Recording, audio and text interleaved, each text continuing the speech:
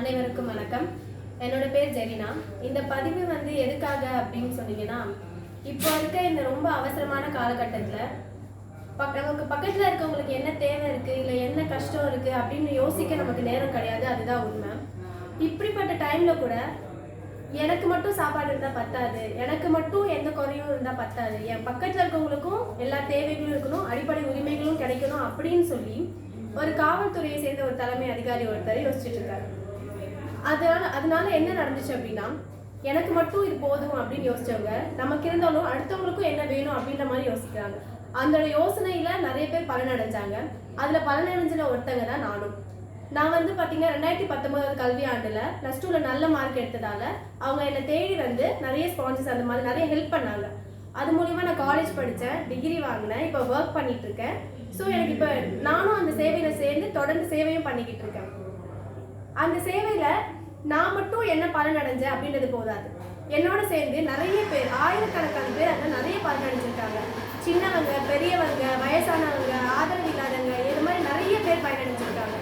அந்த மாதிரி பயனடைஞ்சவங்களுக்காக அவங்க என்ன சொல்றாங்க, அவங்களோட கருத்து என்ன அப்படின்றத நம்ம இந்த காணொலி மூலமா கேட்டுக்கலாம். கல்பனா, நான் ஏப்பாக்கத்தில் கடந்த 7 வருடமாக ஆசிரியராக இருக்கேன். இங்கே ஈவினிங் டியூஷன் எடுத்துகிட்டு இருக்கேன். ஈவினிங் டியூஷன் என்கிட்ட படிக்கிற பசங்களில் அரசு பள்ளி மாணவர்கள் நிறைய பேர் இருக்காங்க.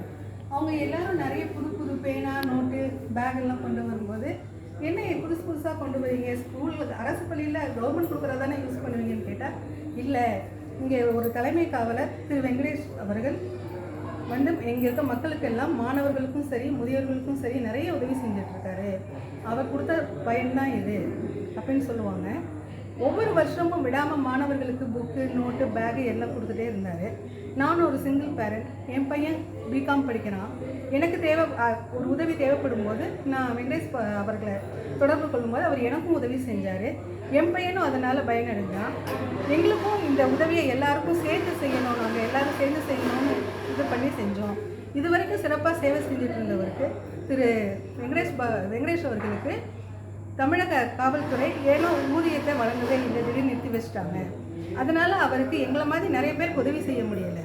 தயவு செய்து அதை தமிழக அரசு, தமிழக முதல்வர் அவர்களும் கமிஷனர் அவர்களும் கவனத்தில் வச்சு அவருடைய ஊதிய நிலுவையை சரி செஞ்சு அவருக்கு ஊதியம் வழங்கும்படி ரொம்ப தாழ்மையோடு கேட்டுக்கிறேன். நன்றி.